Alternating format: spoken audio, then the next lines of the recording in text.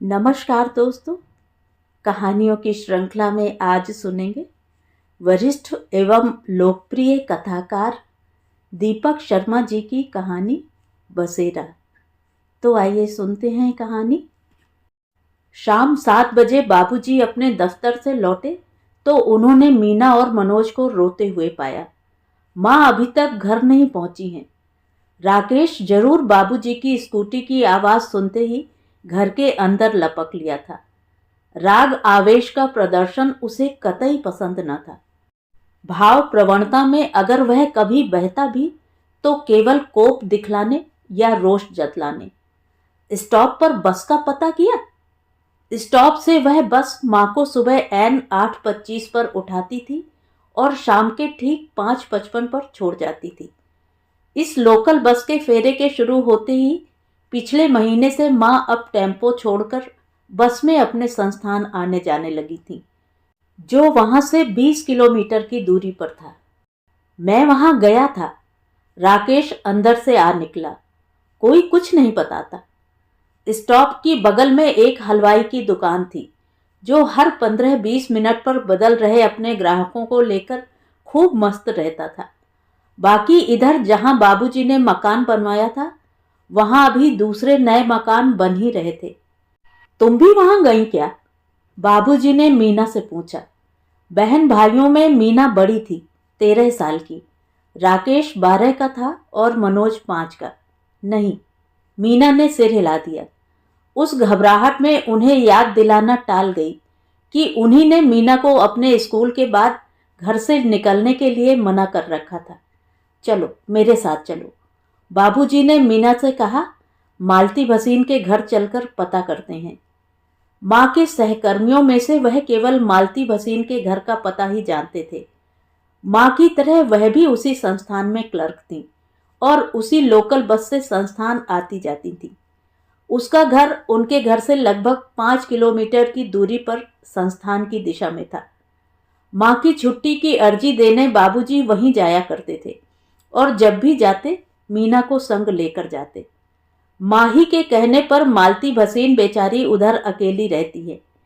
आप अकेले जाएंगे तो उसकी मकान मालकिन उसके लिए मुश्किल खड़ी कर देगी।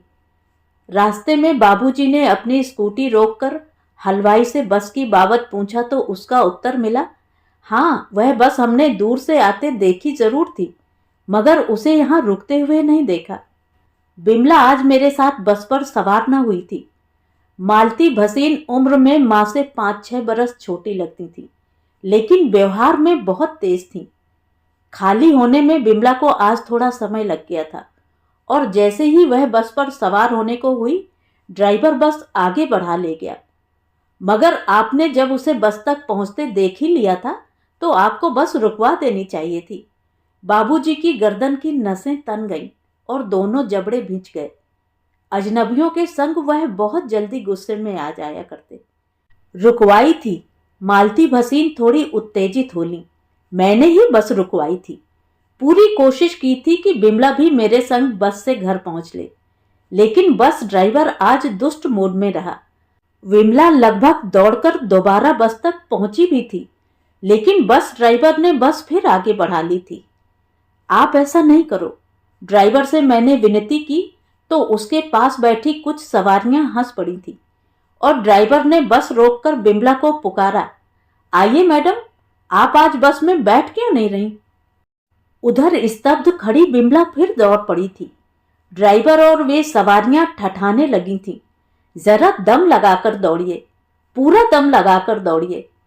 बस की तमाम खुली खिड़कियां और दोनों खुले दरवाजों पर सवारियां जमा होने लगी थीं और मैंने उन्हें फटकारा भी।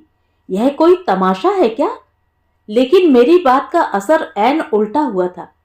इस तीसरी बार भी जैसे ही बिमला बस में दाखिल होने को हुई, ड्राइवर बस फिर आगे बढ़ा ले आया।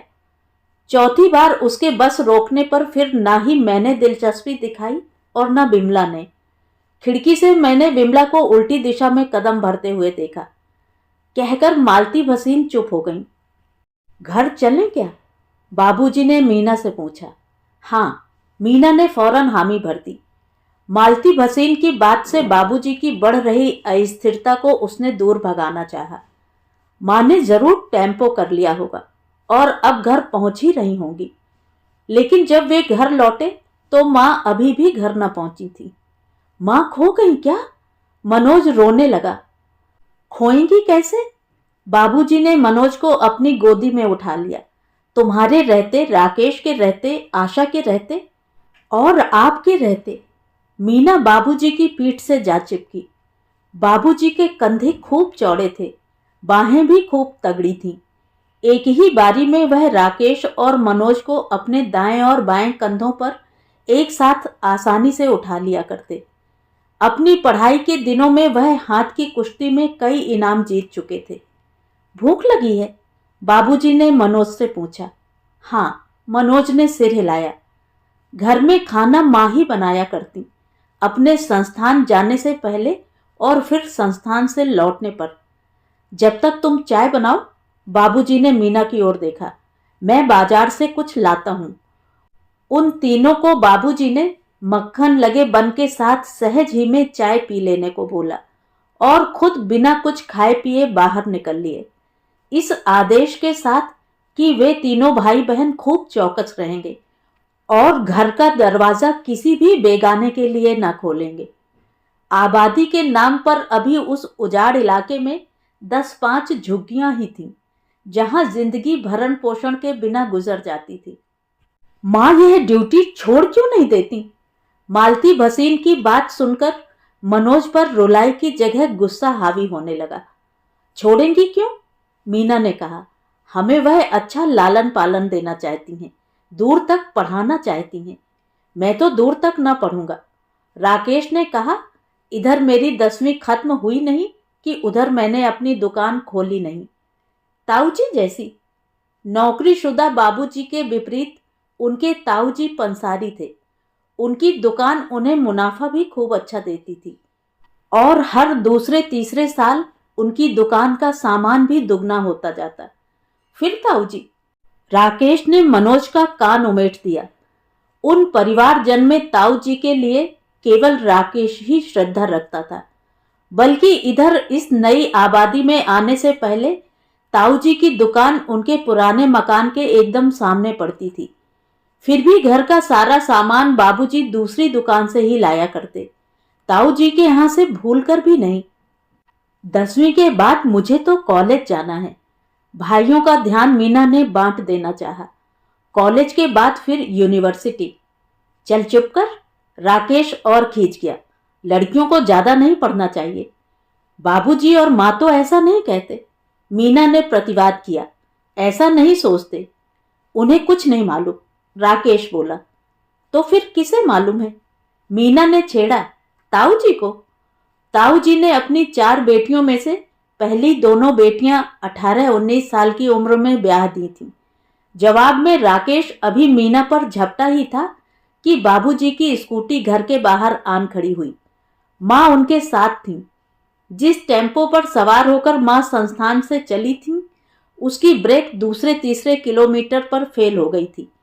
उनकी उस नई आबादी की तरह संस्थान की तरफ भी 1.5-2 किलोमीटर का रास्ता उजाड़ था और ऐसे रास्ते में जो 4-5 टेम्पो माँ को आते जाते दिखाई दिए भी थे, वे सवारियों से भरे ही मिले थे। ब्रेक को दुरुस्त करने में टेम्पो वाले को 1 घंटा तो लगा ही था। फिर आगे शहर की तरफ पहुंचने पर रास्ते में किसी एक जुलूस में जुटी भीड़ ने देर में और देर कर दी थी। देखा आपने? माँ को घर आया देख और रास्ते में सामने आए अवरोध का उल्लेख सुनते ही राकेश बाबूजी की तरफ मुड़ लिया। माँ को उधर उतनी दूर भेज देते हो, कोई कुछ तमाशा खड़ा कर दे तो? क्या बोल रहा है? मीना ने उसे टोका। माँ को बाबूजी उधर भेजते हैं, उनकी मर्जी शामिल नहीं है। राकेश से बहस मत करो। बाबूजी राकेश से दब जाते थे। बिमला के आने जाने को लेकर उसकी चिंता सही ही तो है। चिंता सही है तो फिर आप उन्हें घर पर क्यों नहीं बिठलाते? राकेश चीखा। घर बैठ जाऊंगी तो तुम तीनों उन ऊंचे स्कूलों में पढ़ पाओगे क्या? माँ भी चीख पड़ी। बदमिजाजी में वह राकेश से कम न थी और वैसे भी जब भी अपने संस्थान से लौटती, बदमिजाजी को साथ लिए ही लौटती। हमें ऊंचे स्कूलों में नहीं पढ़ना, ऊंची पढ़ाई हमें ऐसी नहीं करनी। इस नए समय में तो ऊंची पढ़ाई बहुत जरूरी है बेटे। बाबूजी ने राकेश की पीठ घेरनी चाहिए। ऊंची पढ़ाई ही आपको अच्छा जीवन यापन दे सकती है। कहा ना, मुझे ऊंची पढ़ाई नहीं चाहिए, अच्छा जीवन यापन नहीं चाहिए। राकेश ने बाबूजी की बाहें झटक दी और उनसे दूर जा खड़ा हुआ। तो क्या चाहिए? मां ने अपने हाथ हवा में लहराए। घर पर मां मिलनी चाहिए, हर मिनट हर पल। मां नहीं मिल सकती, हर मिनट हर पल घर पर मां नहीं मिलेगी। मां के हाथ पैर, मां के दिलो दिमाग का दायरा घर के काम काज निपटाने तक सीमित नहीं रह सकता। उसे परिवार में आश्रित बनकर नहीं रहना है, एक सहभागी बनना है। मां उत्तेजित हो ली। और इसमें हर्ज ही क्या है बेटे? बाबूजी का गला भराया। हम नए समय में रह रहे हैं, नए समय को अपने घर में बसेरा देना चाहते हैं, उसके पूरे उतार चढ़ाव के साथ, पूरी सुविधा असुविधा के साथ। मतलब? राकेश फिर चीखा। मां कल भी उसी बस में जाएंगी? नहीं, कतई नहीं। बाबूजी ने सिर हिलाया। जब तक वह स्कूटी चलाने का अभ्यास करेंगी, मैं ही उसे अपनी स्कूटी पर वहां छोड़ने लिवाने का काम करूंगा।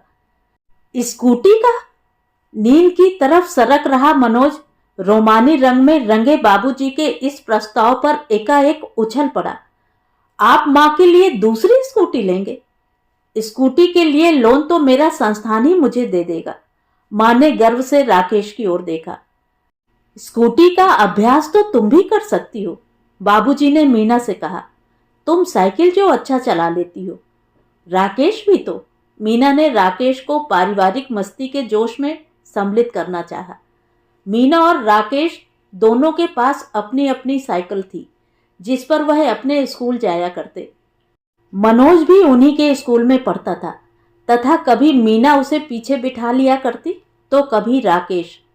मुझे अभ्यास की कोई जरूरत नहीं। राकेश ने अपनी गर्दन को एक बल खिलाया। बाबूजी की स्कूटी पर हाथ आजमा चुका हूं। हाथ आजमाने के लिए मेरी स्कूटी भी तुम्हारे लिए हाजिर रहेगी। मां अपनी बदमिजाजी से बाहर आन निकली। देख लूंगा। राकेश भी मिलाप की मुद्रा में प्रविष्ट हो लिया। तो ये थी कहानी। कहानी आपको कैसी लगी कमेंट करके ज़रूर बताएं। और अगर मेरे द्वारा सुनाई हुई कहानियाँ आपको अच्छी लगती हैं और आप मेरे चैनल पर पहली बार आए हैं तो चैनल को सब्सक्राइब ज़रूर करें, लाइक करें और अपने दोस्तों और परिचितों में शेयर भी करें। बेल आइकन दबाना बिल्कुल भी ना भूलें। धन्यवाद।